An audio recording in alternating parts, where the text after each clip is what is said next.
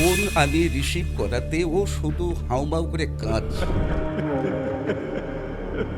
ধরো স্বামী বা স্ত্রী কেউই কোনো কথা হয়েছে তাদের মধ্যে, কোনো বিষয়ে দুজনে সম্মত হয়েছে, পরবর্তীতে অন্যজন দেখা যাচ্ছে টোটাল ডিনাই করে যাচ্ছে, বলছে কই এরম কোনো কথা তো আমার সঙ্গে হয়নি। ওর ওয়াইফ যদিও মফস্বলের মেয়ে, ও সেভাবে রান্না বান্না খুব একটা ভালো জানে না। এবং ছেলেটা যখন ডিউটি থেকে ফিরত, দেখা গেল স্ত্রী এমন কিছু রান্না করেছে যেটা হয়তো সম্পূর্ণ বিজাতীয় খাবার। তুই এটা করলে কেন? তুই ভালোবাসো। তাহলে আমি আমি এরম খাবার খাই কোথায়? তো দেখা যায় মিসক্যারেজ হয়ে গেছে। এবং যেটি বার করেছিল গর্ভাশয় থেকে কোনো ভ্রূণ নয়, ঠিক একটা অনিয়তাকার মাংসপিণ্ড। তা সেই সময়তে তো ন্যাচারালি সব লাইট মাইট অফ আছে, আর ও নিজের হাতে পাখা চলছিল যেগুলো অফ করে দিয়ে বেরো। কিন্তু ও ঘরে ঢুকে দেখছে লাইট জ্বলছে, পাখা চলছে, এবং যে ঘরটা এলোমেলো ছেড়ে রেখে তাড়াহুড়ো করে স্ত্রীকে নিয়ে বেরোয়, সেই ঘরটা খুব সুন্দর পরিপাটি করে পরিষ্কার করে গুছিয়ে রাখে। পরের দিন ওখানে গিয়ে আমাকে ভিডিও কল করে লেবুগুলো যখন দেখাচ্ছে, আমি দেখছি একদিনের মধ্যে লেবুগুলো কালচে হয়ে পচে গেছে। শাস্ত্র বলছে শনিবার, মঙ্গলবার, রবিবার এই 3টে দিন মরার জন্য অশুভ। সে এত ঘুমের মধ্যেই এরম হাত নিয়ে পাশ ফিরে অন্যজনকে জড়িয়ে ধরতে গেল, যেটা অবচেতন মনে। ওর স্ত্রী তো হসপিটালে, কিন্তু ওর হাত এরম গিয়ে যখন পড়ছে, ওর স্ত্রীকে পাচ্ছে। আজকের পডকাস্টে আবারও একটি মারাত্মক ভৌতিক ঘটনাটি বলেছেন মৃত্যুঞ্জয় ভারতে। এনার সাথে আগেও আমরা একটি পডকাস্ট করেছিলাম প্রায় 1-1.5 বছর আগে। সেটিও মানুষের খুব পছন্দ হয়েছে, অর্থাৎ আপনাদের খুব পছন্দ হয়েছে। আশা করছি আজকের পডকাস্টটিও আপনাদের খুব পছন্দ হবে, কারণ শুধু ভৌতিক ঘটনাই নয়, শ্রাদ্ধ শান্তি, মৃত্যুর পর কিভাবে কি কি ক্রিয়া আপনারা করবেন, এই সব কিছু নিয়ে আজকে আমরা আলোচনা করেছি। তাই একদমই মিস করবেন না। চলুন আজকের পডকাস্টটি শুরু করা যাক।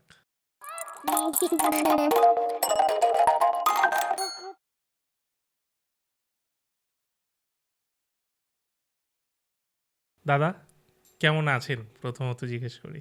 এই তোমাদের সবাইয়ের ভালোবাসা, শুভেচ্ছা, বাস দিব্যি চলে যাচ্ছে, আর মায়ের আশীর্বাদ মাথায়। লাস্ট আমরা পডকাস্ট করেছিলাম প্রায় 1-1.5 বছর আগে। হ্যাঁ, ফাইনালি তুমি আবার এলে, তুমি করেই বলছি। নিশ্চয়ই। তো তুমি ফাইনালি আবার এলে, তার জন্য থ্যাংক ইউ। আর রিসেন্টলি আমি যেটা তোমার প্রোফাইলে দেখলাম সেটা হচ্ছে যে এই বাংলার সবথেকে বড় জ্যোতিষ অ্যাওয়ার্ড যেটা হয়েছিল, সেটার তুমি জ্যোতিষ পদ্মভূষণ পেয়েছো। পদ্মবিভূষণ। পদ্মবিভূষণ পেয়েছো। আমি পদ্মভূষণ গতবারই পেয়েছি, আচ্ছা তো এবারে ওটা পদ্মবিভূষণ আচ্ছা আচ্ছা। পেলাম আমি। আর বাস্তু সম্রাট এই অ্যাওয়ার্ডটা এটা বলতে পারো একদিনে মুকুট লাভ। কেমন লাগলো প্রথমত সেটা জিজ্ঞেস করি। অবশ্যই সম্মান পেতে তো নিশ্চয়ই খুব ভালো লাগে, কিন্তু এই সম্মানগুলো, এগুলো কিন্তু আমাদের দায়িত্ব আরও বাড়িয়ে দেয়। কারণ যখন এই সম্মানগুলো আমাদের পেতে দেখে মানুষ, আমাদের থেকে সেই উৎকৃষ্টতা আশা করে। সেই কারণেই বলছি যে এই সুনাম পাওয়ার থেকে সুনাম ধরে রেখে মানুষের সেবা করে যেতে পারাটা আরও কঠিন বিষয়, চ্যালেঞ্জিং বিষয়। তুমি এই অ্যাওয়ার্ডটা পেলে, তারপর আমাদের এখানে আসছো, তাহলে তোমার তরফ থেকে একটা, মানে আমি ডিমান্ড করছি যে একটা স্পেশাল গল্পের, যদি তুমি একটা ঘটনা সেরকম বলো, ভৌতিক ঘটনা যেটা মানুষ শুনতে চায়। বাট বলতে চাইছো যে পুরস্কার বা সম্মান যেটার পরে আজকে একদম টাটকা টাটকা যে টাটকা টাটকা ব্যাপার। তোমার সঙ্গে হ্যাঁ, বসে এখানে আড্ডা মারছি, তোমার দর্শকদের আজকের পডকাস্টটা স্মরণীয় করে রাখার মতো কিছু স্পেশাল হুম, শুনতে চাইছো। একদমই তাই। ভাই আমার কাছে সত্যি কথা বলতে কি সব ঘটনাই স্পেশাল, কারণ প্রতিটা ঘটনারই কিছু এমন দিক থাকে যে যেগুলো মানুষকে ভাবতে বাধ্য করে, এবং আমাদেরও প্রতিটা ঘটনা থেকে অনেক কিছু শিক্ষা নেওয়ার থাকে। তো কি বলা যায়, অনেক ঘটনাই ঘটেছে। চলো তোমাকে আমার যেটা এই মুহূর্তে মনে পড়ছে, আশা করি ঘটনাটা সবার ভালো লাগবে, ভালো লাগার মতো বলা উচিত নয়, কারণ যে কোনো এই ধরনের ভৌতিক ঘটনাগুলো ভীষণ প্যাথেটিক হয়। এর পেছনে যে লুকোনো যে ব্যাকগ্রাউন্ড, সেটা খুবই প্যাথেটিক হয়। এটাও সেরকমই একটা জায়গা, কিন্তু এর মানে আকস্মিকতা বা এইরকম ধরনের অভিজ্ঞতা, সবথেকে বড় কথা, আমি এই সমস্ত অভিজ্ঞতার সঙ্গে অহরহ আমি রয়েছি, কাজ করছি, কিন্তু আমি যখন বলছি কথাটা যে এরম অভিজ্ঞতা চট করে হয় না, তাহলে অনুমান করতে পারো যে আমি যেটা বলতে যাচ্ছি সেটা কতটা অন্য রকমের অন্যরকম। একটা ব্যাপার। অ্যাকচুয়ালি আমি গতবারে একটা তীর্থ করতে গিয়েছিলাম। এই তীর্থটা আমার লক্ষ্য ছিল এক লপ্তে যত বেশি সম্ভব জ্যোতির্লিঙ্গ আমি পরিভ্রমণ করতে পারি। তো এর মধ্যেও অনেক ঘটনা ঘটেছিল। এই যে আমার যাত্রা, আমি রিসেন্ট এক জায়গাতে একটা ঘটনা শুনিয়েছি সেরকম। তা আমি ফিরেছি সবে, সময়টা হবে ওই জুন ফার্স্ট উইক, এরকম কিছু হবে। প্রচুর তখন চাপ কাজের, প্রায় 22-23 দিন আমি বাইরে কাটিয়ে ফিরেছি। তো এদিকে সমস্ত চাপ হয়ে গেছে প্রচুর, আমার 3-3টে চেম্বার ডেট অফ হয়ে গেছে, প্রচুর মানুষ। তা এরম সময়তে আমার কাছে একটা ফোন আসে। ফোনটা করেছিল যে ও কিন্তু আমার পূর্ব পরিচিত।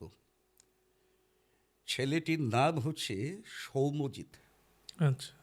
সৌম্যজিৎ রায়, কাটুয়ার দিকে একটা মফস্বল এলাকায় বাড়ি, প্রপার কাটুয়া হবে না।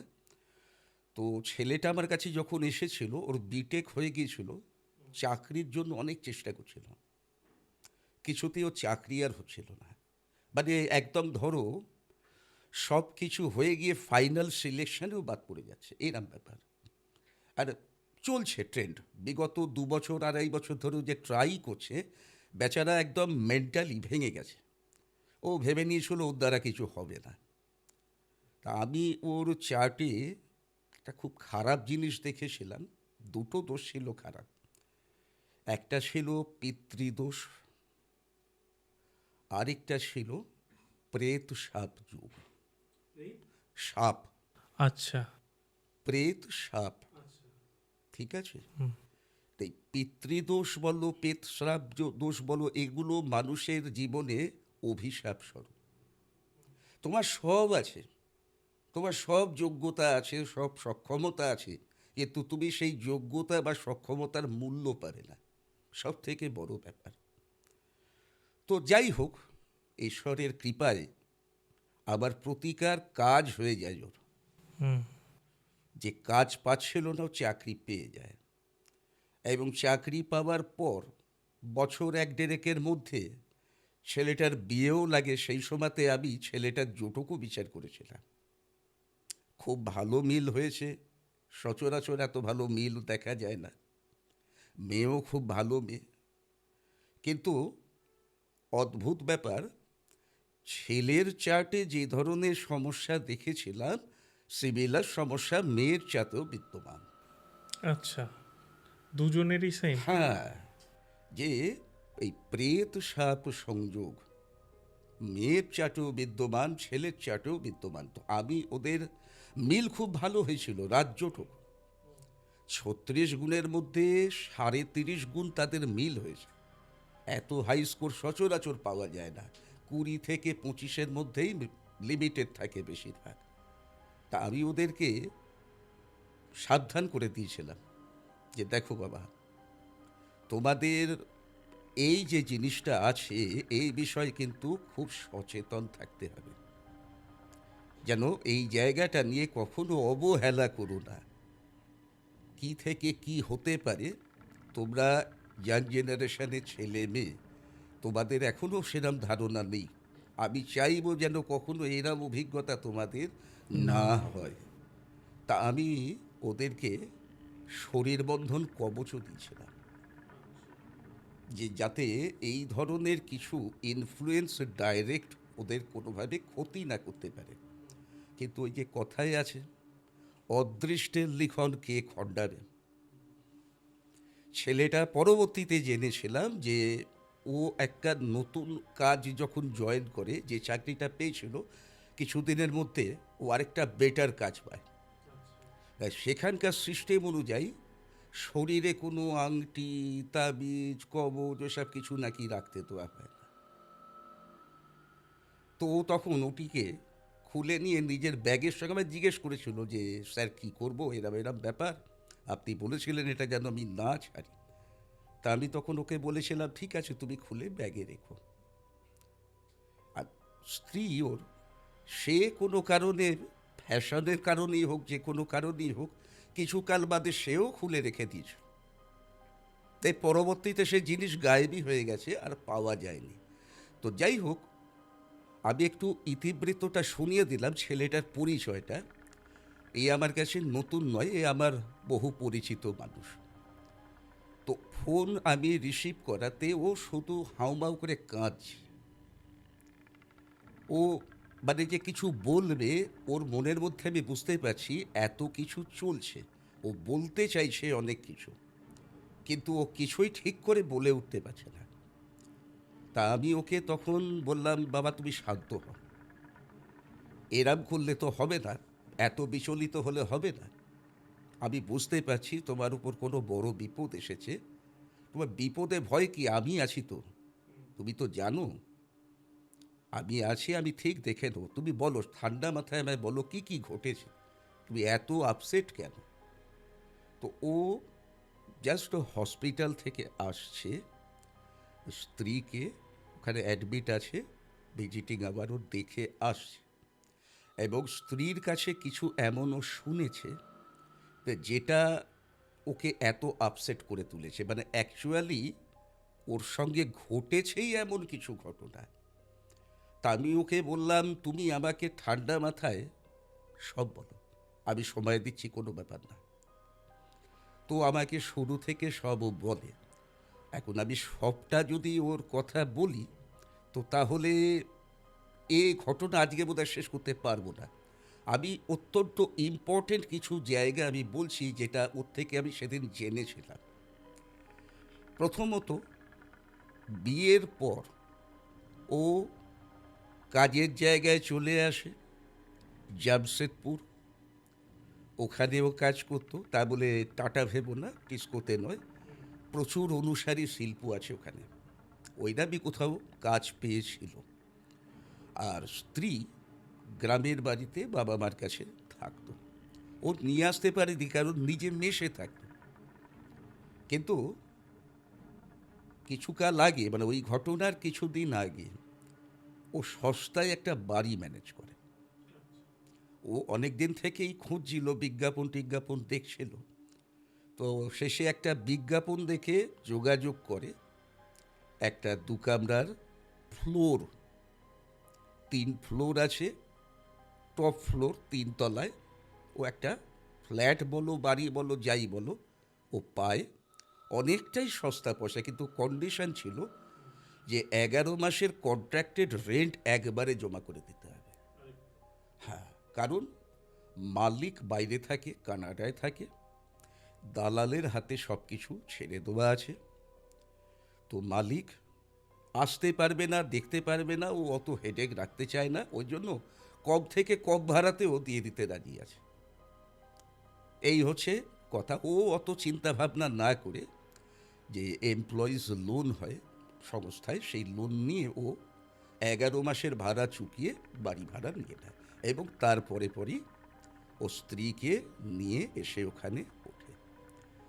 খুব সুন্দর একটা নতুন জীবনের স্বপ্ন, কিন্তু সেই স্বপ্ন ক্রমে ক্রমে দুঃস্বপ্নে পরিণত হতে শুরু করে। মানে অ্যাকচুয়ালি যখন প্রথম ওদের সঙ্গে ঘটনা শুরু হয়, ওরা কিন্তু দূরতম কল্পনা এসব কিছু ভাবেনি। ওরা স্বামী স্ত্রী একে অপরকে দোষী ভাবছিল। আচ্ছা। কারণ ঘটনা যা ঘটছে স্বামীর সঙ্গেও ঘটছে, স্ত্রীর সঙ্গেও ঘটছে। যেমন ধরো স্বামী বা স্ত্রী কেউই কোনো কথা হয়েছে তাদের মধ্যে, কোনো বিষয়ে দুজনে সম্মত হয়েছে, পরবর্তীতে অন্যজন দেখা যাচ্ছে টোটাল ডিনাই করে যাচ্ছে, বলছে কই এরম কোনো কথা তো আমার সঙ্গে হয়নি। ঠিক আছে, কিংবা ধরো মানে যেটা খুব শকিং এই সময়, যে একে অপরের জন্মদিন ভুলে যাওয়া। তো হঠাৎ করে স্ত্রীর জন্মদিন ছিল, স্ত্রী আশা করেছিল তাকে সন্ধেবেলা নিয়ে যাবে, বাইরে কোথাও খাওয়াবে, পার্টি করবে। তো সেই রকম সকালবেলা যাওয়ার সময় বলেও নাকি গেছে, আবার এসে বলছে কই তোমার জন্মদিন আমি তো জানি না। এইরকম অদ্ভুত অদ্ভুত ব্যাপার। তো এটা ওরা প্রথম দিকে ভাবছিল যে ভুলে যাওয়ার সমস্যা, কিন্তু এই ভুলে যাওয়ার সমস্যাটা এত মারাত্মক হতে লাগলো, খেয়ে উঠে খানিক বাদে ঘুরে এসে যদি বলে দাও খেতে দাও। বয়স্ক মানুষ হয়, যে মেমোরি তার ক্রমশ কমজোর হয়ে যাচ্ছে, মনে রাখতে পারছে না, মেনে নেওয়া যায়। একটা ইয়াং ছেলে 30-32 বয়স হবে বড় জোর, সেই বলছে এক পেট খেয়ে তারপর সে বলছে কই আমি তো খাইনি। এই ঘটনা এদের মধ্যে চলতে লাগলো। তো এরকম যে অবস্থা, ওরা কিন্তু ক্রমশ দুজনের মধ্যে ওদের চেয়ে এটা মানে কেমিস্ট্রিটা এটা কোথাও গিয়ে বিষিয়ে যাচ্ছিল। আর মুড সুইং, যেন হঠাৎ হঠাৎ করে মানুষটা চেঞ্জ হয়ে যাচ্ছে, তাকে চিনতে পারা যাচ্ছে না। এই সৌম্যজিৎ যার কথা বলছিলাম, ছেলেটা খুব ডিসেন্ট ছেলে। কখনো আমি মানে ওর এমন কিছু অ্যাটিটিউড দেখিনি, কথাবার্তার ধরন দারুণ, এত প্লেজেন্ট, এত সফট। তাই ওই বলছিল যে আমি জানি না, আমি কোনোদিন বুঝতে পারিনি এটা কি করে হচ্ছে। আমার স্ত্রী আমায় বলছে আমি খুব রুড বিহেভ করছি নাকি মাঝে মাঝে। আরও একটা খুব ইন্টারেস্টিং ঘটনা, এই ছেলেটি কোশ্মিনকালে কোনো দিন কিন্তু ড্রয়িং ফ্রয়িং করেনি, পেন্টিং করেনি, ছবি আঁকতেও জানে না। কিন্তু ও নাকি মাঝে মাঝে যা পেত, এমনকি নিউজ পেপারের ওপরে পেন দিও যা পেত, ও হঠাৎ বসে বসে ছবি আঁকতে শুরু করে দিত। এমন হয়েছে ওর স্ত্রী হয়তো কাজ করছে, রান্নাঘরে কাজ করছে, ও বসে বসে এঁকে ফেলল। কিন্তু আরও অদ্ভুত ব্যাপার, ও যে স্ত্রীকে আঁকত সেক্ষেত্রে মুখটা কিন্তু স্ত্রীর থাকতো না, সম্পূর্ণ অচেনা অজানা একজন মহিলার মুখও বারবার ও এঁকে ফেলত। আবার এই আঁকাগুলো এগুলো পরবর্তীতে আবার ও নিজে ডেস্ট্রয় করে দিত, যে কাগজ মানে আঁকলো, একে নিজের খেলে তুলে এভাবে পাকিয়ে ফেলে দিল, কি ছিঁড়ে ফেলে দিল। এইরকম ঘটনা ঘটত। আবার ওর ওয়াইফের ক্ষেত্রে কি ঘটত, ওর ওয়াইফ যদিও মফস্বলের মেয়ে, কিন্তু ও সেভাবে রান্নাবান্না খুব একটা ভালো জানে না। জাস্ট যেরম কাজ চালানোর মতো খেয়ে পড়ে থাকার জন্য যতটুকু প্রয়োজন, ফ্যান্সি রান্নাবান্না এসব কিছু জানত না। কিন্তু ওর স্ত্রী মাঝে মাঝে মাঝে মাঝে মানে প্রায়ই দিনই, এবং ছেলেটা যখন ডিউটি থেকে ফিরত, ওর কর্মস্থল ও বাইক নিয়ে আপ ডাউন করত, তো দেখা গেল স্ত্রী এমন কিছু রান্না করেছে যেটা হয়তো সম্পূর্ণ বিজাতীয় খাবার। ঠিক আছে, এরম খাবার ও তো কখনো খায়নি বা অভিজ্ঞতা নেই। তো এটা করলে কেন? তুই ভালোবাসো। তাহলে আমি আমি এরম খাবার খাই কোথায়? তুমি খাও না, মনে হলো তুমি ভালোবাসো, ওই জন্য আমি করেছি। বলে তুমি রাঁধতে জানলে কি করে? তা জানি না, আমার মনে হলো তুমি খেলে খুশি হবে, তোমার ভালো লাগবে, আমি করে ফেললাম। এইরকমভাবে চলছিল ওদের, প্রায় ওই বাড়িতে মাস তিনেক মতো কাটিয়ে ফেলেছে। এরপরে একদিন একটা সমস্যা হলো, সমস্যা মানে একটা বিপর্যয় হলো। এর ওয়াইফ প্রেগন্যান্ট হয়েছিল সদ্য সদ্য। তা সেদিন সকালবেলা ও ওয়াইফ আগে উঠে যায়, উঠে ঘরদোর সাফ করা, টিফিন করা, এই ছেলেটি ব্রেকফাস্ট করে বেরিয়ে যেত। ওর 9টা থেকে জয়েনিং ছিল। ওখানে ক্যান্টিনে খাবার দাবার দুপুরে খেয়ে নিত। কিন্তু এই যে যেত ওকে ব্রেকফাস্ট করে দেওয়া বা জিনিসপত্র গুছিয়ে দেওয়া, এই জন্য স্ত্রী একটু আগেই উঠে যেত। স্ত্রী উঠেছিল, কি করে জানি ও পা স্লিপ করে না ধাক্কা খেয়ে কীভাবে ও পড়ে যায়, পড়ে গিয়ে সেন্সলেস হয়ে গিয়েছিল। সেই অবস্থায় ছেলেটি স্ত্রীকে নিয়ে সেই অবস্থায় তাড়াতাড়ি একটা গাড়ি ডেকে নিয়ারেস্ট কোনো হসপিটালে দাখিল করে। তো দেখা যায় মিসক্যারেজ হয়ে গেছে। আচ্ছা। এবং যেটি বার করেছিল গর্ভাশয় থেকে কোনো ভ্রূণ নয়, ঠিক তাহলে? একটা ভ্রূণের তো শেপ হয়, হ্যাঁ। একটা অনিয়তাকার মাংসপিণ্ড, কিন্তু সেটা সজীব ছিল। স্ত্রী সেদিন সন্ধে পর্যন্ত অচেতন, তার কোনো জ্ঞান নেই। তো রাতের বেলা থাকতে পারবে না হসপিটালে, ও রাতের বেলা বাড়ি চলে আসে। কিন্তু সেখানে আবার ওর জন্য কিছু চমক অপেক্ষা করছিল। মানে আমি এই যে ঘটনাটা বলছি তার আগের রাতে ঘটেছে এই ঘটনাটা। ও আমায় পরের দিন ফোনেতে জানাচ্ছে। ঘটনাটা এইরকম, ও হসপিটাল থেকে মোটামুটি যা জরুরি ওষুধ মষুধ সব দেবার কিনে দিয়ে নার্সের হাতে দিয়ে একটু খেয়াল রাখার জন্য বলে চলে আসে। দরজা যখন খুলছে, চাবি যখন খুলছে, খুলে ভেতরে পা দিয়ে স্টেপ ইন করে ও অবাক হয়ে যায়। কারণ ও সকালবেলা যখন স্ত্রীকে নিয়ে ও বেরোয় হসপিটালে, তা সেই সময়তে তো ন্যাচারালি সব লাইট মাইট অফ আছে, আর ও নিজের হাতে পাখা চলছিল যেগুলো অফ করে দিয়ে বেরোয়। কিন্তু ও ঘরে ঢুকে দেখছে যে লাইট জ্বলছে, পাখা চলছে, টিভি চলছে, এবং যে ঘরটা এলোমেলো ছেড়ে রেখে তাড়াহুড়ো করে স্ত্রীকে নিয়ে বেরোয়, সেই ঘরটা খুব সুন্দর পরিপাটি করে পরিষ্কার করে গুছিয়ে রাখা হয়েছে। আচ্ছা। ও এক মুহূর্তের জন্য মানে কিং কর্তব্য বিমূঢ় অবস্থা, কি করব, এটা কি সম্ভব। ও ভেবে এরম চারদিক তাকিয়ে যখন ধপ করে বসে পড়েছে সোফায়, লাইট অফ, পাখা অফ, টিভি অফ। ও ভাবলো পাওয়ার কাট। ও মোবাইল জ্বালিয়ে খুঁজছিল, মোমবাতি খুঁজছিল জ্বালাবে বলে। তো সেই সময় নজর গেল সুইচ বোর্ডের দিকে, দেখছি ইন্ডিকেটার জ্বলছে। আচ্ছা। তার মানে পাওয়ার কাট নয়। ও সুইচ বোর্ডের কাছে গিয়ে দেখছে সব সুইচ তো অফ আছে।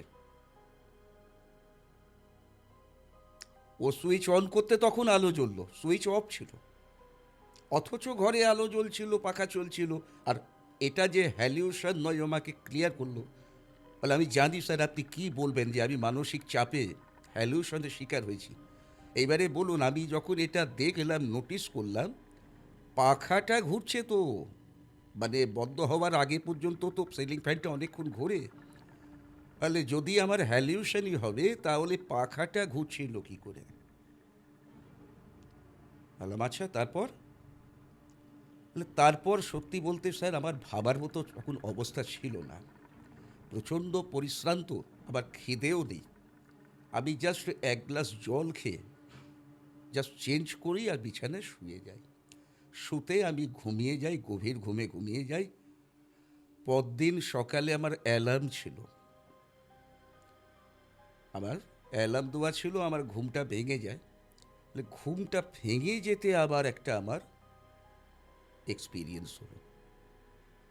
মানে যেভাবে হয়ে থাকে স্বাভাবিক, স্বামী স্ত্রী একসাথে যখন শুচ্ছে, তো কারুর ঘুম ভাঙলো স্বামীর বা স্ত্রীর, সে হয়তো ঘুমের মধ্যেই এরম হাত নিয়ে পাশ ফিরে অন্যজনকে জড়িয়ে ধরতে গেল, যেটা অবচেতন মনে। ওর স্ত্রী তো হসপিটালে, কিন্তু ওর হাত এরম গিয়ে যখন পড়ছে ও স্ত্রীকে পাচ্ছে। হ্যাঁ, হ্যাঁ, ঘুমের মধ্যে ও পাশ ফিরে এই যে হাত ঘুরিয়ে জড়িয়ে ধরলো, ও নিজের স্ত্রীকে ফিল করলো জড়িয়ে ধরলো, দিয়ে এইবার তার চুলের গন্ধ আসছে। সেম। সেম।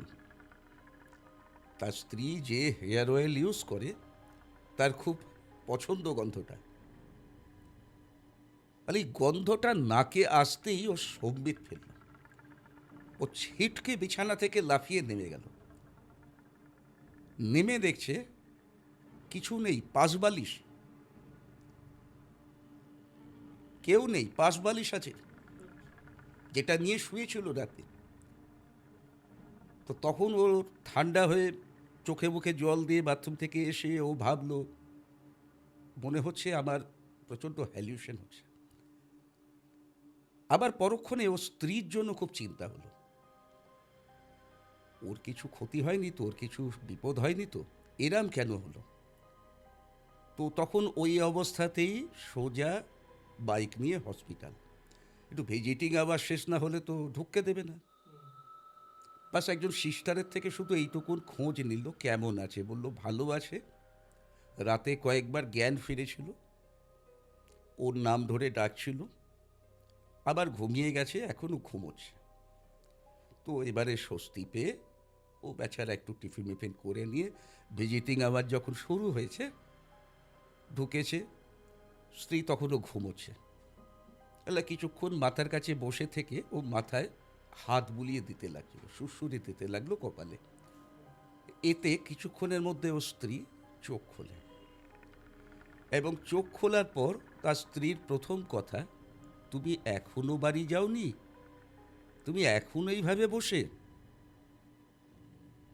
বলছে আমি বসে? কই, আমি তো এইমাত্র এলাম, আমি বাইরে বসছিলাম কিছুক্ষণ, ভিজিটিং আওয়ার হতে আমি এসে ঢুকলাম তোমার কাছে। তোমার ভুল হয়েছে, তুমি ঘুমিয়ে ঘুমিয়ে স্বপ্ন দেখেছো, আমি বসেছিলাম না। বলছে না, আমি জানি তুমি আমাকে, যা পাছে কষ্ট হয়, তুমি বসে থেকে মাথায় হাত বুলিয়ে দিয়েছো সারা রাত।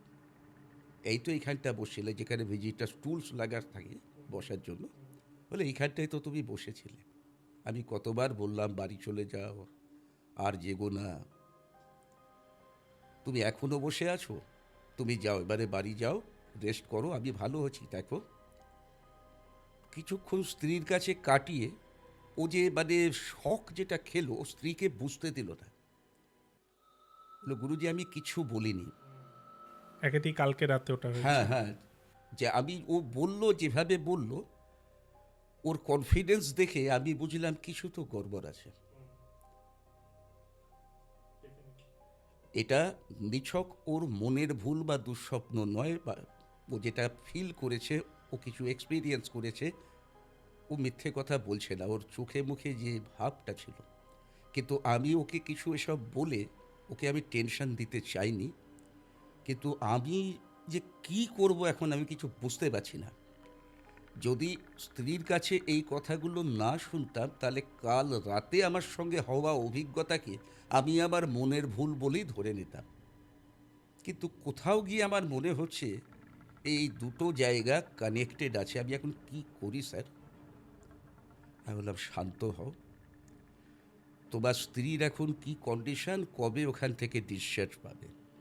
বললো জানি না, আজকে ডাক্তার আসুক, ভিজিট করুক, বিকেলের দিকে জানতে পারবো কাল ছুটি হবে নাকি আরও কদিন রাখবে। তা আমি বললাম দেখো, তুমি আর যাই করো না করো, তুমি ওই বাড়িতে ফিরো না, ঠিক আছে? তুমি বাড়িতে যেও না, স্ত্রী ফিরলে স্ত্রীকে অন্যত্র রাখার চেষ্টা করো। কিন্তু গুরুজি আমার তো পুরো বছরের ভাড়া দেওয়া আছে, আমি যদি ছেড়ে দিই তাহলে তো আমি ভাড়া ফেরত পাবো না, আর আমার লোন নেওয়া আছে সারা বছরের ভাড়ার জন্য। তো মহা সমস্যা, আমি কি করব গুরুজি? তোকে আমি বললাম দেখো, তোমার এই মুহূর্তে আমার কাছে আসা দরকার আছে, কারণ সবার আগে আমি যেটা বুঝতে পারছি, তোমাদের দুজনকে আমায় প্রোটেকশন দিতে হবে। ততক্ষণে আমি জেনে নিয়েছি প্রোটেকশন যে বর্তমানে নেই, প্রোটেকশন আমায় দিতে হবে। তাই আমার কাছে এসো, আমি ব্যবস্থা করছি। বলে আমি এখন তো যেতে পারবো না গুরুজি, স্ত্রী ডিসচার্জ না হলে পরে এখানে তো কেউ নেই, আমি কার ভরসায় রেখে যাব? আর স্ত্রী ডিসচার্জ করলে পরেও ওকে কদিন একা ছেড়েও তো আমি যেতে পারবো না। তা আমি বললাম, মুশকিল হচ্ছে কোথায় জানো, আমি সদ্য 2 দিন হলো ফিরেছি বাইরে থেকে। আবার এত প্যাকড আপ চাপ আছে কাজের যে আমি এখন তোমার ওখানে নিজে যেতে পারবো না। কিন্তু আমি বুঝতেই পারছি ইমিডিয়েট কিছু ব্যবস্থা করতে হবে, আর আমার যাওয়াটা দরকারও আছে। কিন্তু এই মুহূর্তে সম্ভব নয় যখন, তাহলে ঠিক আছে, আমি আমার একজন শিষ্যকে পাঠাবো। তো ব্যাপারটা ওর খুব মনোপুত না হলেও নাই মামা চেয়ে কানা মামা ভালো, ও অ্যাকসেপ্ট করে নিল। তা আমি আমার শিষ্য, যে বহুদিন আমার সঙ্গে আছে, এই সমস্ত আমার ক্রিয়াকলাপের সঙ্গে ও থাকে, ও সব জানে, তোকে আমি বিশেষভাবে শিখিয়ে পড়িয়ে কিছু জিনিসপত্র দিয়ে পাঠালাম যে যাও, ওখানে গিয়ে ইনিশিয়ালি আমার সঙ্গে কমিউনিকেট করে যা যা বলবো, যেমন বলবো সেরকমভাবে করো। আর ছেলেটা বাড়ি না ফিরে আমার কথা মতো সেদিন রাতে বন্ধুর বাড়িতে কাটিয়ে নেয়। ছেলেটা, আমার শিষ্য ছেলেটি, পরের দিন ওখানে পৌঁছায়, ওর সঙ্গে দেখা করে। তো দেখা করে আমি ওকে বলে দিয়েছিলাম যে দেখিস, কবচ যে পড়াবি সেই সময় খেয়াল রাখবি বা বোঝার চেষ্টা করবি ও স্বাভাবিক আছে কিনা। যদি কিছু ওর মধ্যে সেই মুহূর্তে পজেস থাকে তাহলে কিন্তু কবচটা পড়াস না। আচ্ছা। কারণ ওই কবচটা, এটা হচ্ছে একটা ভালভের মতো, ওটা যদি বদ্ধ হয়ে যায় তাহলে এপার ওপার ওরা করতে পারবে না। অর্থাৎ তোমাকে যদি সুস্থ মানুষ আমি পড়িয়ে দিই, তাহলে কোনো এই ধরনের অপশক্তি তোমাকে পজেস করতে পারবে না। কিন্তু মনে করো তোমাকে পজেস করে আছে, আমি সেই সময় যদি এই বন্ধনটা পরিয়ে দিই তাহলে তোমার মধ্যে ওভারঅল থেকে যাবে, যতক্ষণ না আমি ছাড়বো ও বেরোতে পারবে না। তাতে খুবই অসুবিধের ব্যাপার। একে এই কারণেই আমরা শিওর হয়ে যাই যে না, পজেস অবস্থায় নেই, তখনই এই বন্ধনটা করি, এই কবচটা পড়াই। আর আমি ওকে আগে থেকে 3টে লেবু তৈরি করে দিয়েছিলাম, ক্রিয়া করে, মন্ত্র করে, যে ওই ওর বাড়িতে যেখানে যেখানে সমস্যা ওর মনে হবে দেখে বুঝে, ও কিছু ভাইব এখন নিতে পারে, থেকে থেকে অনেক দূর এগিয়ে এসেছে শিষ্য, ওকে আমি অনেক জায়গাতে এখন পাঠিয়ে নিশ্চিন্তে থাকতে পারি যে অনেক কিছু ও নিজের জাজমেন্টে করতে পারে। এবং সবথেকে বড় ব্যাপার, এই যে ভাইব পাওয়া, এটাও পেতে শুরু করেছে। তোকে আমি বললাম দেখে বুঝে তুই প্লেস করবি, তার মধ্যে একটা বেডরুমে তো নিশ্চয়ই দিবি, বাকি দুটো দেখে নিয়ে দিয়ে দিস। তো সৌম্যজিৎকে সঙ্গে করে নিয়ে ওখানে যায়, ওখানে গিয়ে যেমন যা দিয়েছিলাম লেবুগুলো প্লেস করে, একটা পাউডার দিয়েছিলাম, আমি বলেছিলাম বেডরুমের ফ্লোরেতে ভালো করে পাউডারটা ছড়িয়ে দিবি। তো দিয়ে টিয়ে চলে আসে, আমাকে রিপোর্ট করে। তা আমি ওকে বলি যে তুই এখন থাক একদিন, কালকে আমাকে গিয়ে রিপোর্ট করবি কি দাঁড়ালো। পরের দিন ওখানে গিয়ে আমাকে ভিডিও কল করে লেবুগুলো যখন দেখাচ্ছে, আমি দেখছি একদিনের মধ্যে লেবুগুলো কালচে হয়ে পচে গেছে। আচ্ছা। রস কাটছে লেবুর থেকে, এরম অবস্থা, এবং নিজে থেকে যেন দেবে গেছে, কালো মতো হয়ে গেছে পুরো। এছাড়া যেটা সবথেকে মানে স্ট্রাইকিং জায়গা, ওই বেডরুমের ফ্লোরে ছড়ানো যে পাউডার, একটি বিশেষ পদার্থ, আমি নাম উল্লেখ করলাম না, এটার ওপরে দেখা গেছে এক জোড়া পায়ের ছাপ,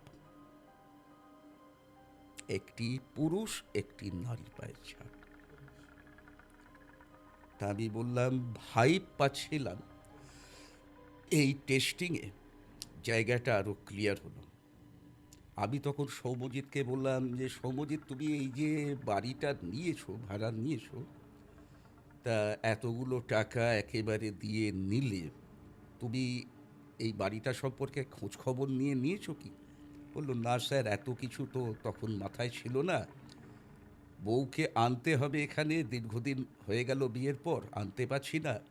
একটা বাড়ি চাই, সস্তায় একটা বড় স্পেস পেলাম, ভালো জায়গা পেলাম, শান্ত নিরিবিলি জায়গা। আমি অত কিছু ভাবিনি, নিয়ে নিয়েছি। বললাম, দেখো তো, তুমি আমার শিষ্যকে সঙ্গে নিয়ে এলাকায় একটু খোঁজ চালাও। তুমি এখনো পর্যন্ত কারুর থেকে কিছু জিজ্ঞেস করোনি, এত কিছু ফিল করেছো। ওই যে বললাম, আমরা আমাদের নিজেদের ভুল বলে একে দুসরো অন্যকে আমরা ব্লেম দিয়েছি। এর পেছনে যে অন্য কারণ কিছু থাকতে পারে আমরা এটা ভাবতেই পারিনি। তো দুজনে মিলে তখন স্থানীয় এলাকায় দোকানদার ইত্যাদি থেকে খোঁজ খবর চালিয়ে যে তথ্যটা পেল, আমার হিসাব 2 2 এবার 4 মিলল। এই ঘটনা ঘটেছিল বহুদিন আগে, এই সময় থেকে অন্তত 7-8 বছর আগের কথা। ওই ইউনিটটা ভাড়ায় নিয়েছিল একজন যে আর্টিস্ট ছিল, শিল্পী, কাজ করতো একটি বিজ্ঞাপনী সংস্থায় এবং ভালো ছবি টবি আঁকতে পারত। তো এরাই, এই আর্টিস্ট ভদ্রলোক আর তার ওয়াইফ, তারা একদিন এখানে সুইসাইড করেছিল। কিন্তু কেন? এইটুকুন তথ্য তো যথেষ্ট না। আমি আরও বললাম যে, খোঁজ করো, দেখো, কেউ না কেউ তো জানবে। তো কিছু কিছু লোকের থেকে টুকরো টুকরো টুকরো টুকরো যে ইনফো এলো, জোড়া লাগিয়ে দাঁড়ালো এই ব্যাপার। এই ছেলেটি এখানে বাড়ি ভাড়া নিয়ে থাকতে শুরু করে। কিছুকালের মধ্যে এর কাজ চলে যায়, যে বিজ্ঞাপনী সংস্থায় কাজ করত কাজ চলে যায়, এবং এরপর সে আর কোনো পার্মানেন্ট কাজ জোগাড় করতে পারেনি। কদিন এখানে কাজ করে, কদিন সেখানে কাজ করে, কিন্তু স্থায়ী হয়নি। এর আর্থিক অবস্থা দিনকে দিন খারাপ থেকে খারাপ হচ্ছিল, প্রচুর ধার দেনা হয়ে গেছিল। বাড়ি ভাড়াও ও অনেক দিন ওর বাকি পড়েছিল। আর মরার ওপর খাঁড়ার ঘা বলে না, স্ত্রীর ক্যান্সার ধরা পড়ে।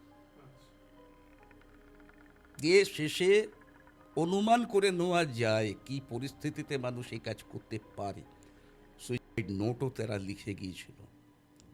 মূলত স্ত্রীর চিকিৎসা করাতে না পারা তাকে এত মানসিকভাবে বিপর্যস্ত করেছিল, এবং সঙ্গে সঙ্গে এই ধার দেনা, লোকে এসে বাড়িতে টাকা পয়সা চাইছে, রাস্তায় বেরোলে লোকে ধমকাচ্ছে, একবারে নরকতুল্য জীবন।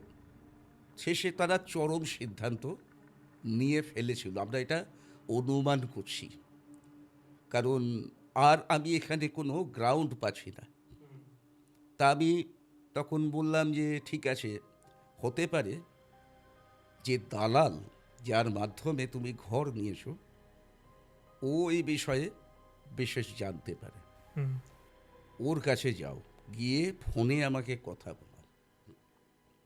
আমি দালালের সঙ্গে প্রথমে যখন কথা বলতে শুরু করি, ও হাত ঝেড়ে ফেলতে চেয়েছিল। বললো, দেখুন, এগ্রিমেন্ট হয়েছে এরমভাবেই, 11 মাসের টাকা দিয়ে ঢুকতে হবে।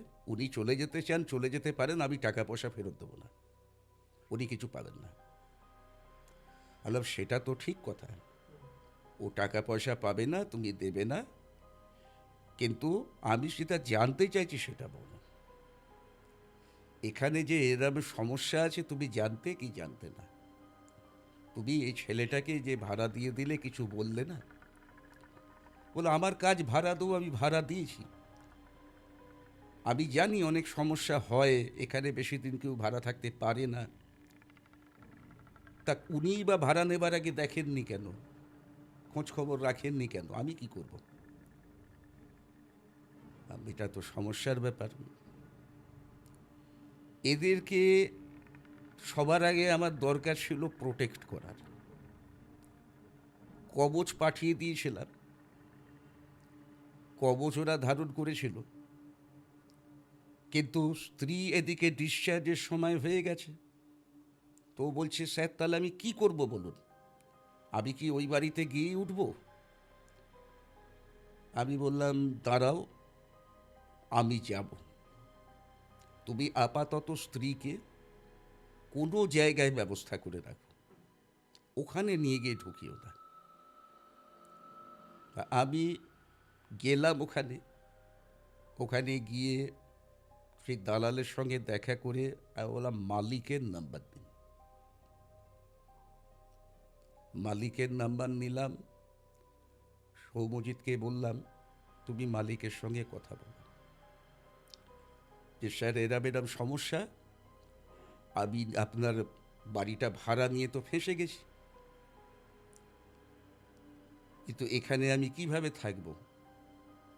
আপনি আমার বাকি ভাড়ার পয়সা ফেরত দিন, আমি তাহলে অন্যত্র গিয়ে ভাড়া নিতে পারি। তো মালিক প্রথমে রাজি হচ্ছিল না ওর কথায়, এখন আমাকে ইন্টারফেয়ার করতে হয়। এই যে ইন্টারফেয়ারেন্স, এইটা এখানে একটা ম্যাজিক করে দেয়।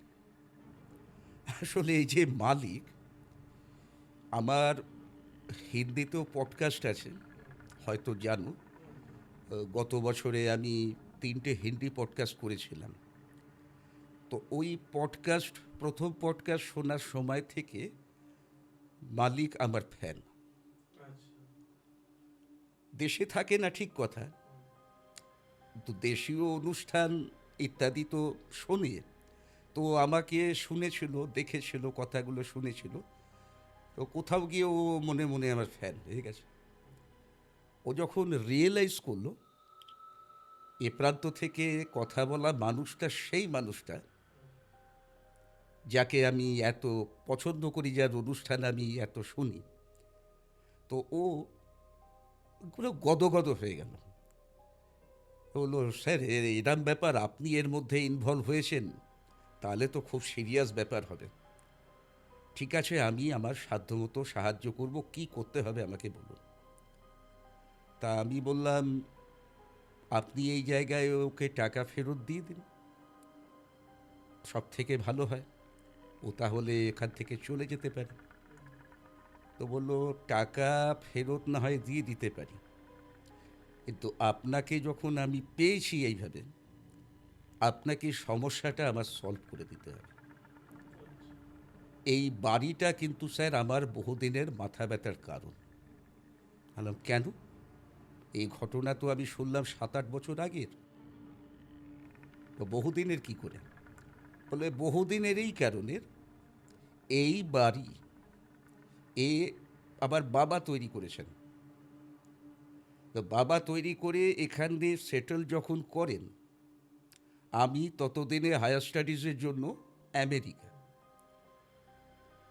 কিন্তু এখানে সেটেল করার পর বাবা মা দুজনেই পুরো স্বাস্থ্য ভেঙে যায় এবং নানান অসুবিধে, সমস্যা। মজার কথা, ওনার বাবা বেঁচে থাকাকালীনই নিচের ফ্লোরটা ওটা একজন ব্যবসায়ীকে বেচে দিয়েছিল গোডাউনের জন্য, কিন্তু সেটা তালা বন্ধ, ফাঁকা। যিনি নিয়েছেন তিনি ওটাকে ইউজ করে উঠতে পারেননি। পরবর্তীতে ক্রমে ক্রমে বেরোতে লাগলো। মাঝখান থেকে হয়েছে কি, ওটাকে তিনি আর বেচতে পারছেন না কাউকে। আর ওপরের 2টো ফ্লোর রেসিডেন্সিয়াল ছিল, যার মধ্যে সেকেন্ড ফ্লোরটাতে ওর বাবা মা থাকতো, আর টপ ফ্লোরটা ভাড়ায় দেবে ঠিক করেছিল। কিন্তু যেমন ইনি কিনে নিয়ে ওটা ব্যবহার করতে পারেননি, ওখানে ভাড়াও আসতো না, এলেও থাকতো না। উপরতলা। যখন বাবা মা মারা যায়, প্রথমে মা মারা যান, তার 6 মাসের মধ্যে বাবা মারা যান। মজার কথা, মায়েরও তার ক্যান্সার হয়। আচ্ছা, মানে যে কানাডায় থাকে তার মায়ের? হ্যাঁ হ্যাঁ আচ্ছা। হ্যাঁ। হুম। এবং বাবা মা দুজনে মারা যাওয়ার পর তখন এখানে আর ওর কেউ রইল না। ও তখন এখানে এসে এই 2টো ফ্লোর বললো একটা থাক, যদি কখনো ইন্ডিয়ায় আসি আমি এখানে উঠতে পারবো, থাকতে পারবো। আর উপরের ফ্লোরটা ওটা একটু দালালের অধীনে করে দিয়ে বললো তুমি ভাড়া খাটাও, আমি এরকম সিস্টেমে ভাড়া খাটাবো, সারা বছরের ভাড়া একবারে আমি নেব, 11 মাসের এগ্রিমেন্ট। এইতেই ও ঘরটা নিয়েছিল আর কি। তো এখানে অনেক সমস্যা ছিল, পরবর্তীতে আমি যাবার পর সেগুলো আবিষ্কার করলাম যে কোনো কিছু যে এমনি হয় না, কারণ ছাড়া কার্য হয় না। এখানে এই সুপার ন্যাচারাল এক্সিস্টেন্সের পেছনেও যেমন কারণ ছিল, তেমনি প্রচণ্ড বাস্তু দোষের জায়গা ছিল এখানে। কোনো বাস্তুতে নর্থ ইস্ট আর সাউথ ওয়েস্ট এটা যদি ব্যালেন্স নষ্ট হয়, এটা যদি খারাপ হয়ে যায়, তো তাহলে সেখানে ক্যান্সারের মতো সমস্যা আসবেই আসবে। সেখানে ধার দেনা ঋণগ্রস্ততার জায়গা আসবেই আসবে। সেখানে নেগেটিভ এনার্জির বারবারণ তো থাকবেই থাকবে। নেগেটিভ এনার্জি যদি সেখানে কোনোভাবে এন্ট্রি করে, তা সেখানে পজেস করে থেকে যাবে। আর এখানে এটা তো এই বাড়িরইতে ঘটে যাওয়া ঘটনা। তো যাই হোক, আমি ওই মালিকের থেকে বললাম যে আপনার কাছে যদি ওই যারা সুইসাইড করেছিল ওদের কোনো ডিটেলস থাকে, ওদের নাম, ছবি, বাড়ির অ্যাড্রেস আপনি প্রোভাইড করুন আমায়। তো তখন বললো যে হ্যাঁ, ভোটার কার্ড তো ছিল। ভোটার কার্ড পুরনো ফাইলপত্র খুঁজে আমাকে ছবি তুলে পাঠায়। তো এখান থেকে আমি ওদের ছবি পাই, নাম পাই, অ্যাড্রেস। দালাল বলল অ্যাড্রেস দেখে লাভ নেই, আপনি যা ভাবছেন আমি জানি, ওর বাড়িতে খবর দেবেন বলছেন তো, ওদের কিছু হয়নি তো, এখানে তো কেউ ছিল না, মারা যে গেছে, কোনো রকমভাবে দাহ সংস্কারটুকুই হয়েছে। কিন্তু যে পারলৌকিক ক্রিয়াকর্ম হওয়ার আমি বুঝতে পারি কিছুই হয়নি। মালিক পরবর্তীতে কোথাও একটা তীর্থে গিয়ে খালি ওই বাড়ির নামে একটা পুজো দিয়েছিল, কানে তারও যেত। আশপাশের লোকজন তারা মোটামুটি জানতো ডিস্টার্ব আসে, কারণ তাদেরও অনেকের অভিজ্ঞতা হয়েছে গভীর রাতে ওই 3rd ফ্লোরের জানলায় আলো জ্বলছে, ভেতরে যেন ছায়ামূর্তি চলাচল করছে, এরম জানলার কাছে অনেকেই দেখেছে। তো চেষ্টা আগে করেছিল বাড়িতে যোগাযোগ করার, যদি কেউ আসে, এসে কেউ যদি শ্রাদ্ধ শান্তি এ সমস্ত করে টরে। মানে সব থেকে মজার কথা, যখন এরা সুইসাইড করে, বডি মর্গের থেকে ছাড়ে, আর সেই সময়তে অনেক খুঁজে খাজে এই মেয়েটার বাড়িতে যোগাযোগ করেছিল, কিন্তু ওরা হাত ঝেড়ে দেয়। বলছে ওই মেয়ে বাড়ির মুখ পুড়িয়ে একটা অনাথ ছেলের সঙ্গে চলে গেছে, ওকে আমরা মেয়ে বলে মানি না, ও আমাদের মুখ পুড়িয়ে চলে গেছে, ও পুরুষ, আমরা কেউ যাব না, আমরা কেউ দেখব না। আর ছেলেটার নিজের বলতে কেউ তেমন ছিল না। তো কাজেই এই জায়গাটা পুরোপুরি ইগনোর থেকে গেছে, কিছুই হয়নি।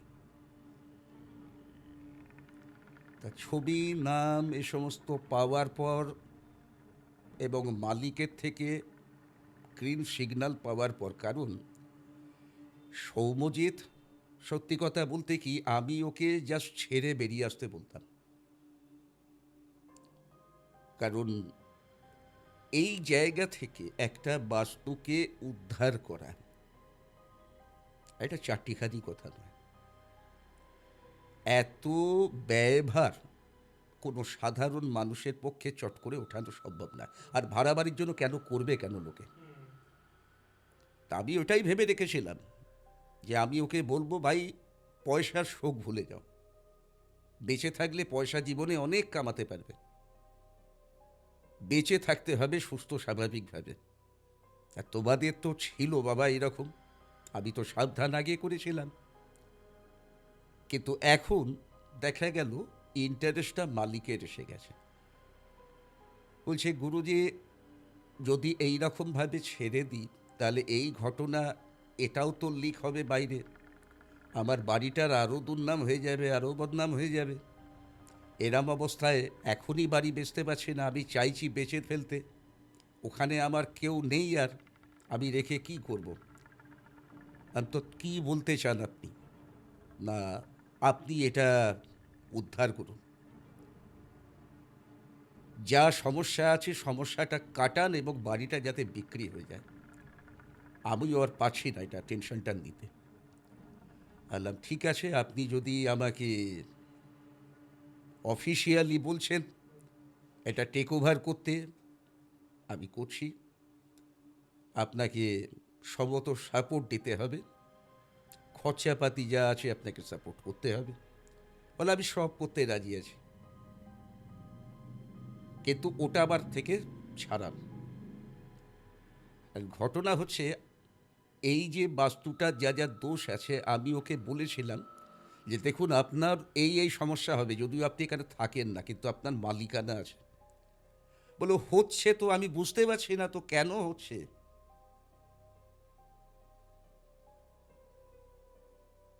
আমি এটাই আমার কাছে কনফিউজিং যে এইগুলো কেন হচ্ছে। আমি আমার কোনো চেষ্টা কাজ করছে না, কোনো কানেকশন কাজ করছে না। এতদিন হয়ে গেছে, আমার বিয়ে হয়েছে, আমার ঘরে সন্তান আসেনি এখনো। তো তারপর সিস্টেমেটিক্যালি আমি টিম নিয়ে গেলাম ওখানে, গিয়ে এই দুজনের এই ছবি ছাপিয়ে বড় করে, ভালো বোঝা না গেলেও একটা অবয়ব এলো, এবং আমি দেখলাম, মানে ওকে দেখিয়ে, সৌম্যজিৎকে দেখিয়ে যখন জিজ্ঞেস করলাম, দেখো এই মহিলার ছবি কি আঁকতে? তো সৌম্যজিৎ বলল, আমি জানি না, আমার স্ত্রী বলতে পারবে।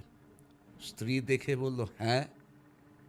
আবার মজার ব্যাপার, এই নিয়েও দুই জনের মধ্যে, স্বামী স্ত্রীর মধ্যে ঝগড়া হয়ে গিয়েছিল। আচ্ছা, যে কোন মহিলা স্ত্রী ছবি? অন্য মহিলা ছবি হ্যাঁ। আঁকছে, বা এদিকে তো স্ত্রীর টেনশন হয়ে গেছে, ও কি করতে চাইছে তাহলে? ওর কি তাহলে অন্য রিলেশন আছে? যা হয়ে থাকে আর কি। তো তারপর এদের প্রপারলি এখানে শ্রাদ্ধ শান্তি অনুষ্ঠান করালাম, তাদের মুক্তির জন্য যা যা ক্রিয়াকর্ম করানোর।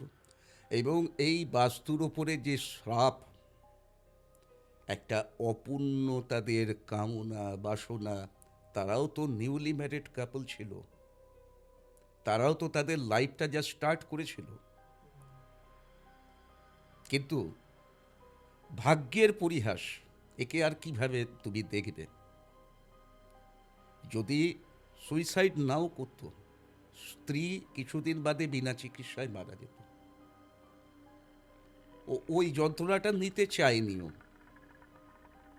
এবং ওদের মধ্যেকার যে ভালোবাসা সেটা কতটা গভীর এই ঘটনাই প্রমাণ করে, যে যা করেছে সিদ্ধান্তটা দুজনে একসঙ্গে কার্যকর করেছিল। ওখানে আমাদের 3 দিন পুরো অনুষ্ঠান হয়। প্রথম দিন তো এই শ্রাদ্ধ শান্তি ইত্যাদি করে টোরে ওদের আত্মার শান্তির কাজ করতে আমাদের কেটে যায়। দ্বিতীয় দিনে প্রপারভাবে আমরা সস্তায়ন কর্ম করি, পঞ্চাঙ্গ সস্তায়ন হয়। ওখানে শিব, দুর্গা, বিষ্ণু, চণ্ডী, মধুসূদন, এই পঞ্চদেবতার পুজো, প্রত্যেকের জপ, দিনের বেলা চণ্ডীপাঠ, রাতে রুদ্রচণ্ডীপাঠ। কোনো জায়গায় যদি এই ধরনের সমস্যা থাকে, এই হচ্ছে শাস্ত্রীয় কর্ম, এগুলো করতে হয়। মানে কালী পুজো হয়, প্রত্যেক দেবতার হোম হয়, অনেক ইলাবোরেট ব্যাপার। এতে করে শুধু নেগেটিভ এনার্জি নয়, বাস্তুর যে দোষ ত্রুটিগুলো, বা একটা বাস্তুতে অনেক কারণে দোষ লাগে না, অনেক সময় খারাপ করে দেয় শত্রু, খারাপ কিছু কাজ করে, এই জায়গাগুলো থেকে রিকভারের একটা উপায়। তো যাই হোক, এসব করে টোরে দিয়ে সৌম্যজিৎ ওখানে ছিল আরও 3-4 মাস ছিল। এরপরে ও কোম্পানিতে কোয়ার্টার পেয়ে যায়। ও তখন ওখান থেকে বউ নিয়ে উঠে যায়। তো এই যে আরও 3-4 মাস ছিল, এর মধ্যে কিন্তু আর কোনো সমস্যা ওরা ফেস করেনি। এবং আমি যা লাস্ট শুনতে পেলাম যে মালিক বাড়িটাও নাকি খদ্দের পেয়ে গেছে, কেউ আশপাশে জমি সমেত অনেকটা জমি একসাথে নেবে, কিছু একটা কারখানা মারখানা করবে ওখানে। তো ওখানে কথাবার্তা চলছিল যাতে ওই বাড়িটা ওরা নিয়ে নেয়, জমিটা নিয়ে নেয়। এই ছিল ঘটনা। এতকাল আমি আমার কথাই বলছি, আমি সব জায়গায় সিঙ্গুলার এক্সিস্টেন্স পেয়েছি। অনেক পজিশন কেস এসেছে, অনেক ভৌতিক বাড়িক সমস্যা সলভ করেছি, কিন্তু এইভাবে কাপল দুজনে থেকে ওখানে মায়ার সংসার রচনা করে তারা এই যে নিজে নিজে আলো জ্বলা, ওরা কিন্তু ওখানে নিজেদের মতো করে সুখী থাকার চেষ্টা করছিল, ভালো থাকার চেষ্টা করছিল। আর এই যে এদের ভুলে যাওয়া নয়, এরা মানে ছেলেটা ছেলেটাকে, মেয়েটা মেয়েটাকে প্রায় পজেস করত। যখন পজেস্ট অবস্থায় সে কিছু কথা বলতো, কোনো প্রতিশ্রুতি দিত, পজিশন ছেড়ে যাওয়ার পর আর ওর মনে থাকতো না, এটাই স্বাভাবিক। এইভাবেই খাওয়ার পরে আবার খিদে পাওয়া, এগুলো যখন শুনছিলাম আমার, তখনই আমার ভাই বাসছিল যে এরকমই ব্যাপার হচ্ছে। ক্রমে ক্রমে আমি দেখলাম ঠিক। কিন্তু এইটা চমক যে একসাথে দুজনে এইভাবে থেকে গিয়ে এরা সংসার খেলায় নিজেদের ভুলিয়ে রাখার চেষ্টা করেছে। যাক, ওদের আত্মার শান্তি কামনা করি। ওদের আশা করব ওই জায়গা থেকে ওরা মুক্তি পেয়েছে এবং ওরা আবার নতুনভাবে জীবনের রাস্তায় ওরা ফিরে আসতে পারবে। সত্যি বড্ড অদ্ভুত ঘটনা এটা।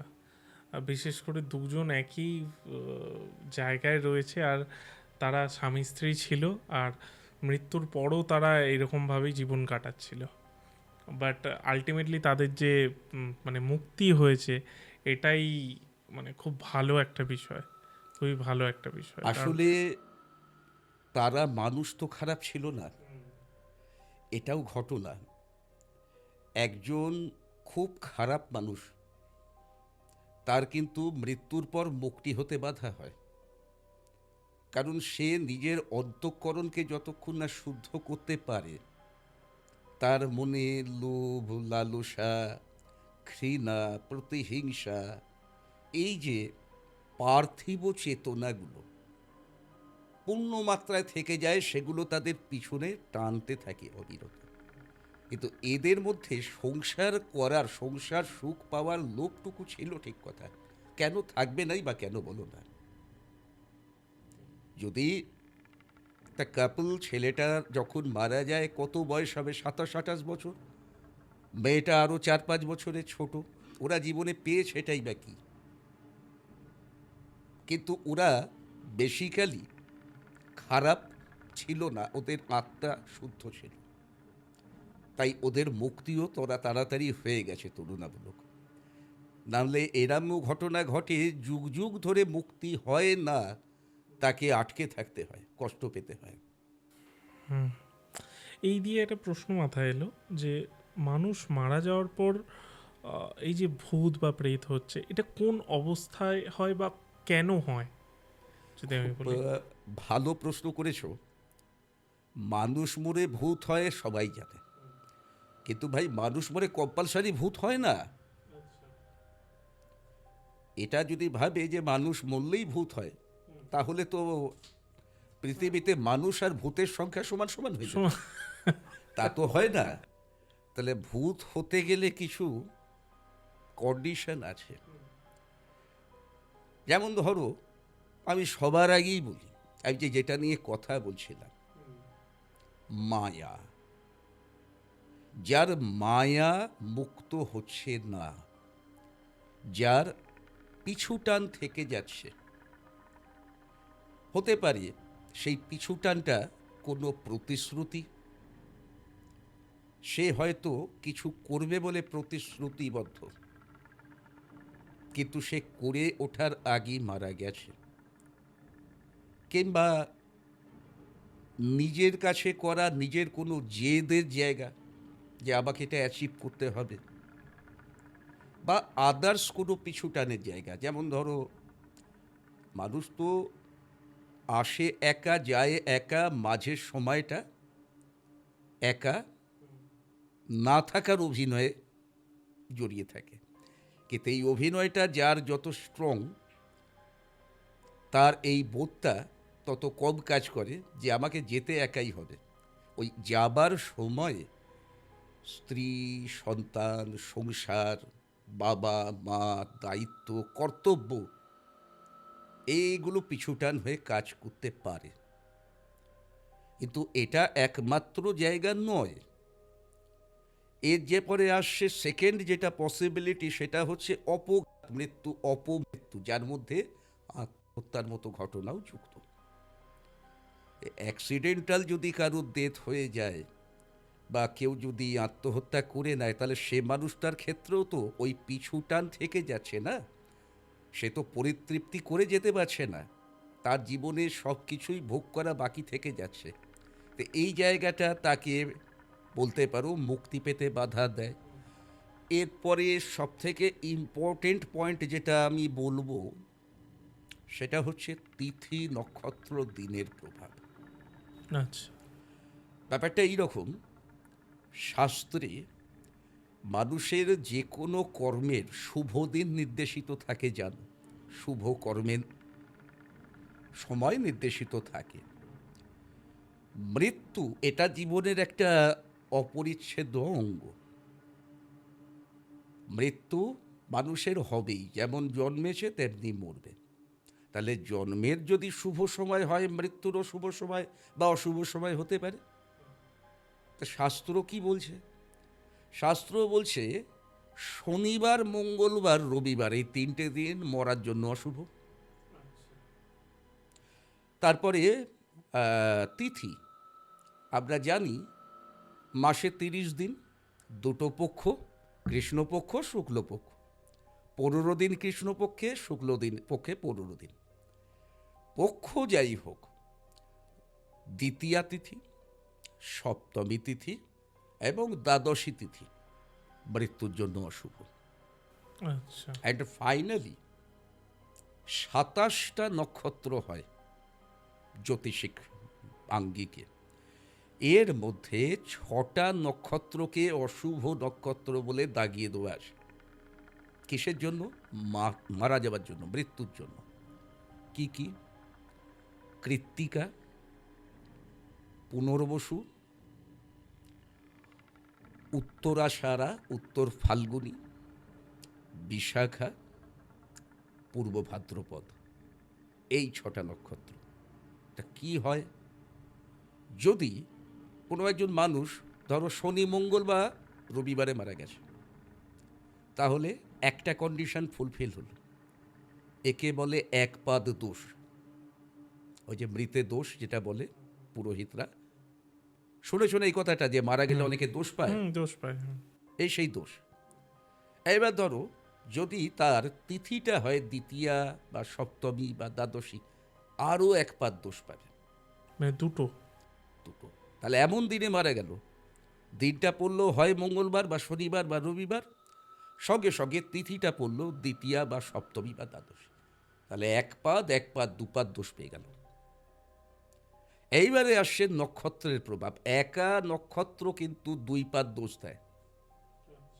তাহলে জন্ম মুহূর্তে যদি চন্দ্র এই নক্ষত্রগুলোর মধ্যে কোনো একটা নক্ষত্রে অবস্থান করে থেকে থাকে, তাহলে মৃতে দ্বিপাদ বা দুই পাদ দোষ হলো।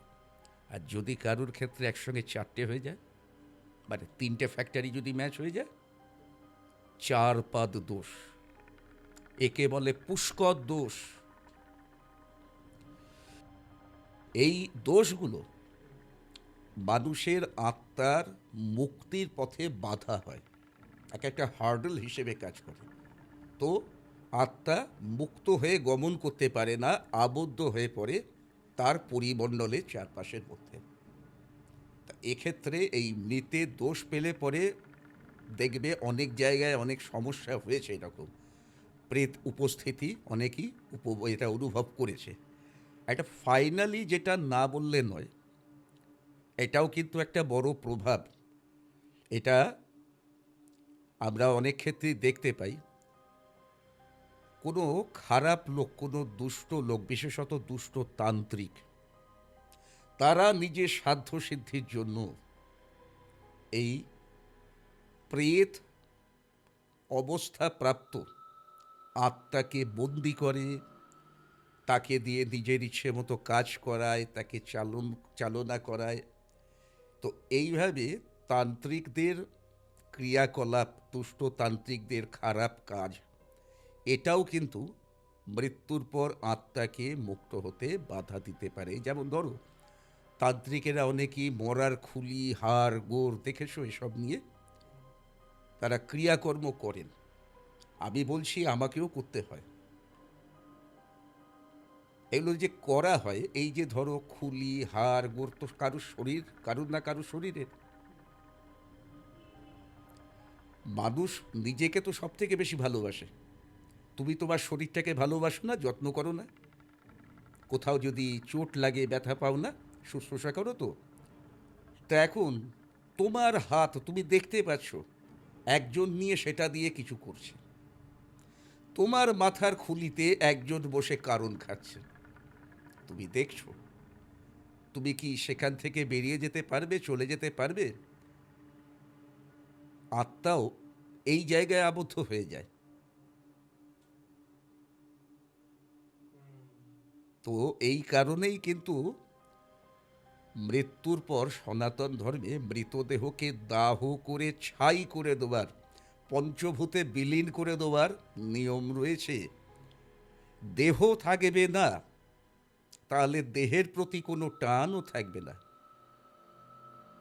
বুঝতে পেরেছি।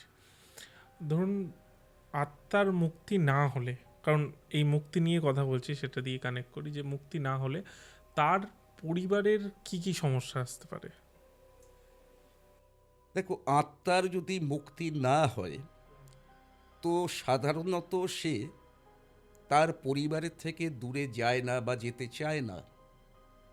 তার পরিবারে, তার ঘর বাড়ি, ওই পরিমণ্ডলের মধ্যেই ঘুরে ফিরে বেড়ায়। এখন এই জায়গায় আমি তোমাকে যে শাস্ত্রীয় বিধানগুলো আছে, অর্থাৎ এই মৃতদেহ সংস্কার, আমি তো তোমাকে ব্যাখ্যা দিলাম যে দাহ কেন প্রয়োজন। কিন্তু দাহর পরেও যে পারলৌকিক কর্ম হয়, এই পারলৌকিক কর্ম কিন্তু তার মুক্তি লাভের উদ্দেশ্যে হয়। এ প্রসঙ্গে গরুর পুরাণের ব্যাখ্যা আমাদেরকে জানতে হবে, বুঝতে হবে। এখন এগুলো শুনে যদি প্রশ্ন করো যে এটা কি সত্যি হয়, তো বলবো সত্যি বা মিথ্যে জানার জন্য তো আমায় মরে দেখতে হয়। আমি শাস্ত্র মানি, তাই শাস্ত্রের কথাকে আমি অক্ষরে অক্ষরে সত্য বলে যাচ্ছি। যে মানতে পারবে না, তাহলে তাকে বলবো ভাই ওয়েট করো, এই টিকিটটা আমাদের সবাই কনফার্ম আছে, আজ নয়তো কাল, কাল নয়তো পরশু আমরা মারা সবাই যাবো একদিন। তা তুমি একদম নিজেই চাক্ষুষ করতে পারবে এগুলো হয় কি না হয়। তো যাই হোক, শাস্ত্র বলছে কেউ মারা যাবার পর এই যে দাহ কার্য করা হলো, দাহ কার্যর পরে এবার কি শুরু হচ্ছে, প্রথম দিন থেকে তার শ্রাদ্ধা অনুষ্ঠানের দিন পর্যন্ত তাকে পিণ্ড দান করতে হয়।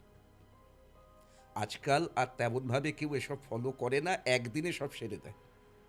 কিন্তু নিয়ম হচ্ছে প্রতিদিনকার পিণ্ড প্রতিদিন দান করতে হবে। কারণ জানো, কেউ মারা গেলে পরে তখন তার শরীর থাকে না, তো আত্মা, তার তো কোনো আকার নেই, প্রকার নেই, তার কোনো কিছুই নেই, শুধু অস্তিত্বটুকুই আছে মাত্র।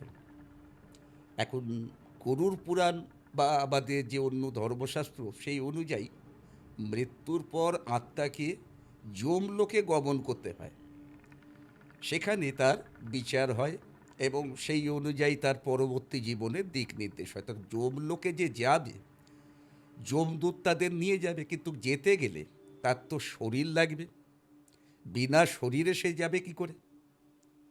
এই যে 10 দিন ধরে তাকে পিণ্ড দেওয়া হতে থাকে, প্রতিদিনকার পিণ্ড গ্রহণ করে সে তার শরীরের গঠন হতে থাকে নতুন করে। এই শরীর কিন্তু তোমার আমার মতো রক্ত মাংসের শরীর নয়, এই শরীর একটা অন্য ডাইমেনশনের শরীর। একে শাস্ত্রে যাতনা দেহ বা অতিবাহিক শরীর হিসেবে চিহ্নিত করা হয়েছে। যাতনা দেহ কেন? এই যমলোকে যাত্রাকালীন বা যমলোকে যাত্রার পরে সেখানে তাকে অনেক যাতনা সইতে হবে। এই দেহতেই সেই যাতনা নেবে, কারণ আমি আমার শরীর তো ছেড়ে যাচ্ছি, সেটা পুরে ছাই হয়ে গেছে। আমায় যদি শাস্তি হিসেবে যমরাজ আদেশ দেয় যে গরম তেলে ভাজো বা তাকে কোথাও কিছুর নিচে চাপা দাও, আমি জানি না এইরমভাবে সত্যি হয় কি না হয়, তবে শাস্ত্র বলছে, তাহলে আমি শাস্ত্র অনুসারী হিসেবে মানছি। তা এইগুলো ভোগের জন্য তার অতিবাহিক দেহের প্রয়োজন হয়। এইভাবে একাদশ, দ্বাদশ বিশ্বস্বর্গ ও শ্রাদ্ধ অনুষ্ঠান অনুষ্ঠিত হয়। এই অনুষ্ঠানের পরে সে দেহ পায়, সে যাত্রা শুরু করে যমলোকের উদ্দেশ্যে। সেখানে যাত্রা হয়, সেখানে পৌঁছায়, সেখানে বিচার হয়। এখনও কি পর্যন্ত কিন্তু সে পিতৃ হিসেবে গণ্য হয় না। পিতৃ মানে আমরা যে আমাদের পিতৃপুরুষ পূর্বপুরুষ যাদের কথা বলি, এই পিতৃ হতে তাদের আরও 1 বছর ওয়েট করতে হয়। এই যে আমরা বাৎসরিক কাজ বলি যাকে, শাস্ত্র বলছে স্বপিণ্ডীকরণ শ্রাদ্ধ। এই স্বপিণ্ডীকরণ শ্রাদ্ধ সম্পন্ন হওয়ার পর সে তার প্রেত ভাব ত্যাগ করে পিতৃভাব ধারণ করে, পিতৃলোকে গমন করে। এই হচ্ছে শাস্ত্রের ব্যাখ্যা। তাহলে যদি কারো শ্রাদ্ধ, শান্তি, আচার, অনুষ্ঠান ঠিকঠাক পালিত না হয়, তাহলে কি হবে? সে ওই বাস্তুতে, ওই পরিবারে ওখানে বাধা পড়ে যাবে, দিয়ে সেখানে নানান রকম অঘটন, মানুষের ধরো ভাগ্যবাধার জায়গা নিয়ে আসা, ভালো কিছু না হতে চাওয়া, সব কিছু আটকে যাওয়া, ঘরে লোক অসুস্থ হয়ে যাওয়া, এগুলো দীর্ঘমেয়াদী আমি প্রভাবের জায়গা বলছি। ক্রমে ক্রমে নিজের পরিবারকে সে ধ্বংস করে ফেলে। তার নৈকট্য সে চায়, সে কিন্তু করবে বলে করতে চায় না, সে চায় আরও বেশি করে যাতে আমি পরিবারের সঙ্গে থাকতে পারি। কিন্তু আমরা পজিটিভ, ওরা নেগেটিভ, এইভাবে বুঝো।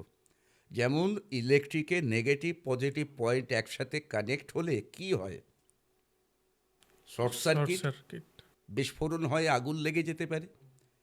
তাই যদি আমরা এই ধরনের অপশক্তির সঙ্গে বসবাস করি, থাকি, অনেকে করছে, করে, এমন অনেক কেস আছে আমি জানি, কোনোভাবে এসে পড়েছিল, কিন্তু সব দেখে দেখে, সব শুনে যখন তাকে রেমেডি সাজেস্ট করা হলো, আর ইচ্ছুক হলো না। তখন বলছে জানার জন্য গিয়েছিলাম, কিছু করার নেই, থাক না, যদি থাকে থাকুক, আমরাও আছি, ও আছে, অসুবিধে কোথায়?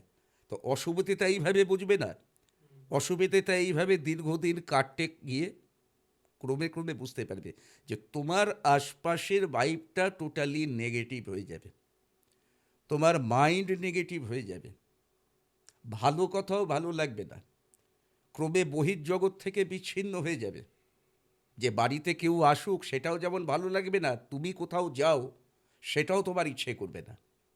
এইভাবে সবাই থেকে বিচ্ছিন্ন করে দিয়ে নিজের মতো জায়গা। এছাড়া আরেকটা জিনিসও উল্লেখ করতে হবে, যদি আত্মা থেকে যায় মুক্তি না পেয়ে, প্রত্যেকেরই খুব প্রিয় মানুষ, কাছের মানুষ তো থাকে।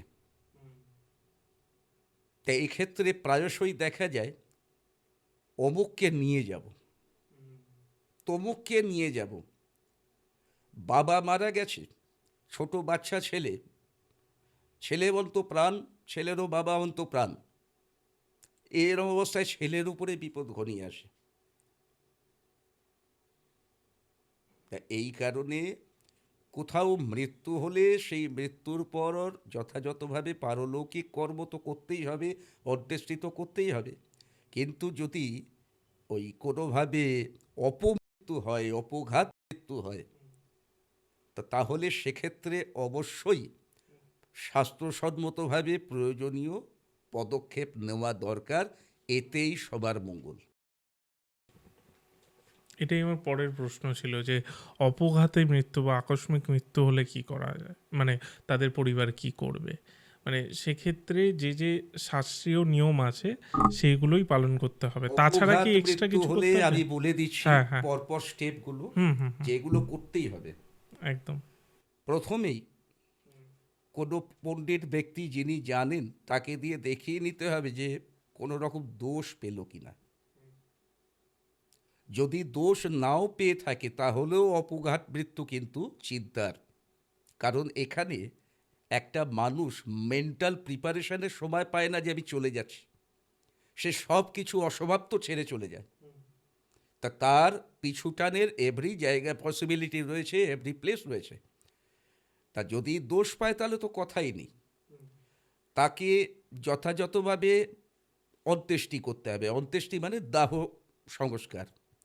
অন্ত্যেষ্টি কথাটাকে ভাঙলে পাবো অন্তযুক্ত ইষ্টি।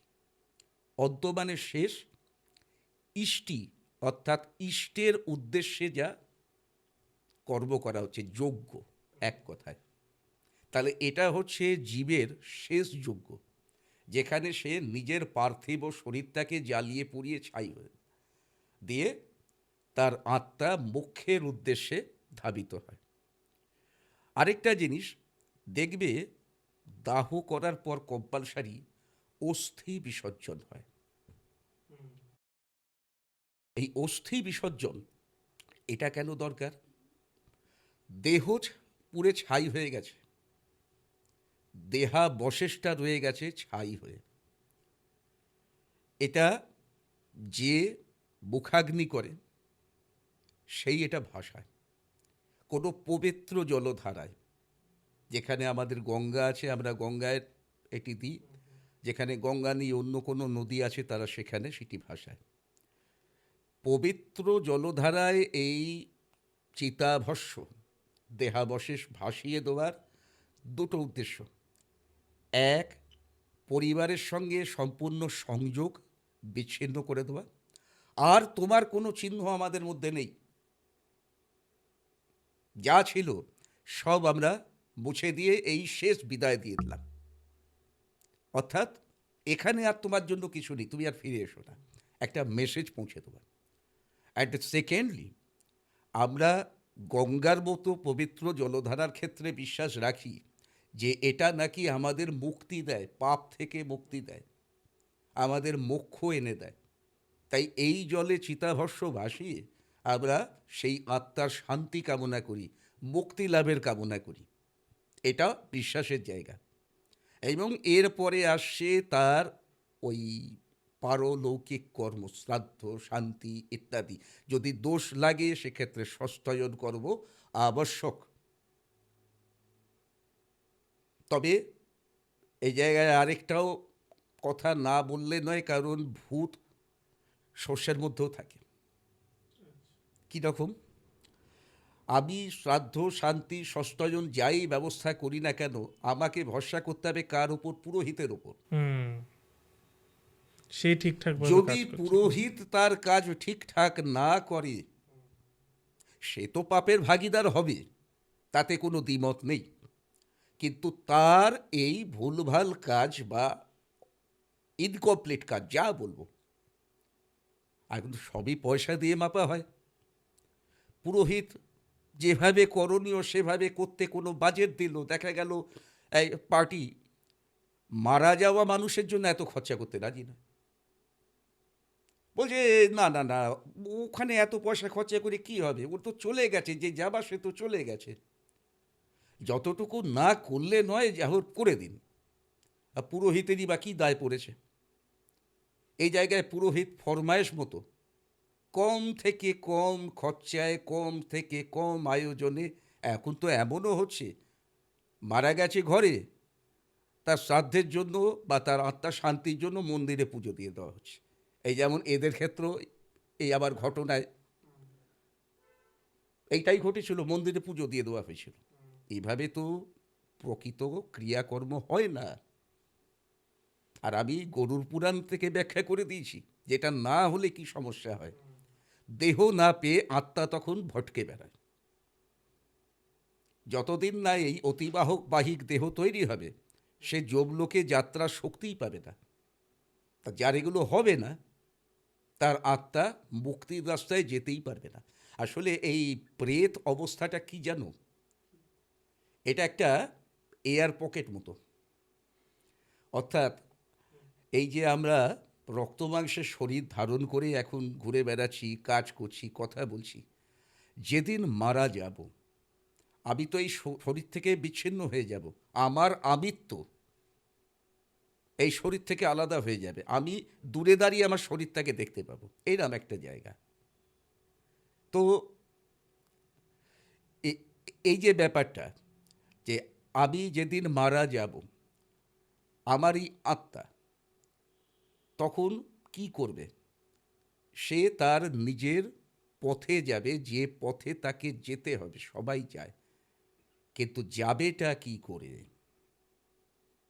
যেতে গেলেও তার শরীর লাগবে, অবলম্বন লাগবে।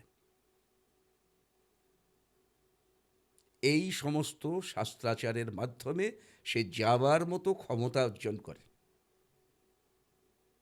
আর যদি না হয়, তাহলে এইভাবেই তাকে ঘুরে বেড়াতে হয়। প্রভাব কি হতে পারে আমি আগেই ব্যাখ্যা করেছি। আচ্ছা, আহ, আমরা আজকে অনেক দোষ নিয়ে কথা বলছি, তাহলে আরেকটি দোষ বলি যেটি খুবই ইম্পর্টেন্ট, সেটা হচ্ছে পিতৃদোষ বা পিতৃশাপ। এই বিষয়টা কি? যে জিনিসটা আমি সৌম্যজিতের চার্টে পেয়েছিলাম, পিতৃদোষ আমি প্রথমেই উল্লেখ করেছি।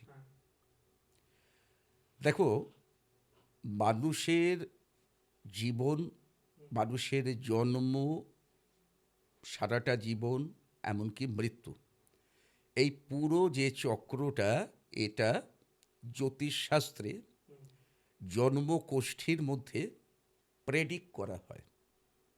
অর্থাৎ এটা মানা হয় যে আমি জন্মানোর পর থেকে মৃত্যু পর্যন্ত কি করব, কেমনভাবে করব, আমার লাইফটা কীরকম হবে, এই সবই আমার জন্মকালীন যে গ্রহ সন্নিবেশ, 9টি গ্রহ, 12টি রাশি, 27টি নক্ষত্র, এর পারমুটেশন, কম্বিনেশন ইত্যাদিতে নির্ধারিত হয়। আবার আমরা এটাও শুনেছি যে মানুষ যদি অতীত জন্মে কোনো পাপ করে থাকে, দোষ করে থাকে, অপরাধ করে থাকে, যদি কোনো নেতিবাচক কর্ম করে থাকে, তাহলে পরবর্তী জন্মে, বর্তমান জন্মে নাকি সেগুলো ভোগ করে। পিতৃদোষ যদি আগে আমি এর আভিধানিক অর্থ দেখি, তাহলে পিতা বা পিতৃপুরুষদের কোনো দোষ। তাহলে ব্যাপারটা কি? যদি আমার পূর্বপুরুষ কোনো অন্যায় কাজ করে থাকে, কোনো খারাপ কাজ করে থাকে, কোনো পাপ কাজ করে থাকে, সেটা যে কোনো রকমের পাপ কাজ হতে পারে, আমি আলাদা করে স্পেসিফাই করছি না। তাহলে তার সেই কৃতকর্মের ফল সে তার জীবিতকালে যতটা ভুলল, যেহেতু আমি আমার পিতার সম্পত্তির উত্তরাধিকারী, তার বিষয়ে আশয় যাবতীয় ভালো যা কিছু সব কিছু আমার অধিকারে আসবে, তাহলে পিতার ঋণও আমার ঋণ। বোঝাতে পারছি জায়গাটা? আমি পিতার সম্পদ যদি ভোগ করি, আমি পিতার সুনাম ভাঙিয়ে খেতে পারি। আমার বাবা বিশাল কেউ কেটা কেউ, আমি বাইরে গিয়ে কলার তুলে বুক ফুলিয়ে বলবো, আরে আমার বাবা অমুক, আমার বাবা তমুক। তাহলে আমার বাবা যদি খারাপ হয়, আমার বাবা যদি খারাপ কাজ করে, আমি বাবা বলছি মানে বাবাই না, পিতৃপুরুষের কথা বলছি, পূর্বপুরুষের কথা বলছি, তাহলে তাদের পাপ, তাদের দোষ, তাদের কর্মফল বংশ পরম্পরায় আমার উপর বর্তাবে। হতে পারে আমি যদি আমার জন্মে একে সংশোধন না করতে পারি, একে কর্ম দিয়ে সংশোধন করা যায়। আচ্ছা, ঠিক আছে? তাহলে এটা হতে পারে আমার পুত্রের মধ্যে বা তার পুত্রের মধ্যে এইভাবে জিনিসটা সঞ্চারিত হতে থাকবে। তা এখন আমরা কিভাবে চার্টে কি জিনিস থাকলে আমরা বলি বা বুঝতে পারি? তা দেখো, এর বিচার নিয়ে বহু মতপার্থক্য আছে। আসলে বিভিন্নজন বিভিন্নভাবে এটা বিচার করে, কিন্তু আমি যে পয়েন্টটা বলে দিচ্ছি, পয়েন্টটা খালি মাথায় রাখো। যদি কারোর এরকমটা থাকে, তাহলে কোনো না কোনো রকমভাবে তার উপর পিতৃদোষ বর্তাচ্ছে। কি সেটা? জ্যোতিষশাস্ত্রে রবি বা সূর্যকে আমরা পিতা হিসেবে দেখি, পিতার রিপ্রেজেন্টেশন দেখি। তো যার পিতৃস্থান স্ট্রং, তার চার্টে অবশ্যই রবি স্ট্রং হবে। তো রবিকে পিতা, পিতৃপুরুষ ইত্যাদি হিসেবে দেখা হয়। এই রবি যদি কোনোভাবে চার্টে শনি, রাহু বা কেতু এদের দ্বারা কোনোভাবে পীড়িত হয়, তাহলে তার ওপরে কোনো না কোনো রকমভাবে পিতৃদোষের প্রভাব আছে, এটা বুঝতে হবে। এর সব থেকে বড় যেটা কুপ্রভাব, পরিশ্রমের ফল পাবে না, যোগ্যতার সম্মান পাবে না। জীবনে ওই যে বলে, অনেকে বলে আমি সুযোগই পাইনি। ভাগ্য নাকি সবাইকে সুযোগ এনে দেয়, আমি জীবনে কখনো সুযোগই পাইনি।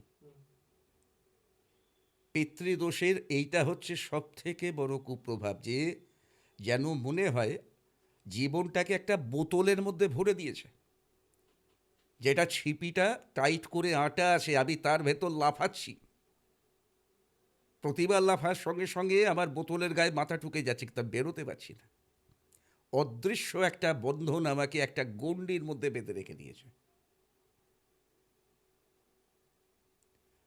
আর এই যে প্রেত সাপের কথা বলেছিলাম, হয়তো সেটাও কৌতূহল হচ্ছে, আমি সেটাও একটু ওটা আমি ছোট্ট শেষে করে রেখেছিলাম। বলে দিচ্ছি। আমি বুঝতে পারছি। তো যদি কারো চার্টে শনি, রাহু, শনি, কেতু এবং তার সঙ্গে চন্দ্রের কানেকশন, অর্থাৎ ধরো চার্টে দেখা গেল শনিচন্দ্র 20 যোগ আছে, আর তার উপর রাহু পূর্ণ দৃষ্টি দিচ্ছে। হয়তো রাহু তার সপ্তমে আছে, রাশির সপ্তমে থেকে শনি আর রাহু পরস্পর সমসপ্তম করছে। কি শনির সঙ্গে চন্দ্র আছে, কেতু আছে, রাহু থেকে সমসপ্তম করছে। এবং এই জিনিসটা 1, 5, 9 এই তিনটে ভাবে যদি থাকে, দেখো এইটা হচ্ছে মেন ট্রায়াঙ্গেল। 1 মানে লগ্ন, 5 আমার কর্ম, 9 আমার ভাগ্য। আবার 1, 5, 9 কিন্তু অন্য তাৎপর্যও আছে। 1 ইহজন্ম, 9 আগের জন্ম, 5 পরের জন্ম। এটা আবার নারী জ্যোতিষের বিষয়। তা যাই হোক, আমি জাস্ট এই মেন ট্রায়াঙ্গেলটা আমি খেয়াল করছি, যদি এইখানে থাকে তো তার উপর ডাইরেক্ট এফেক্ট হবেই হবে, যেটাকে আমরা পজেশন হিসেবে দেখি।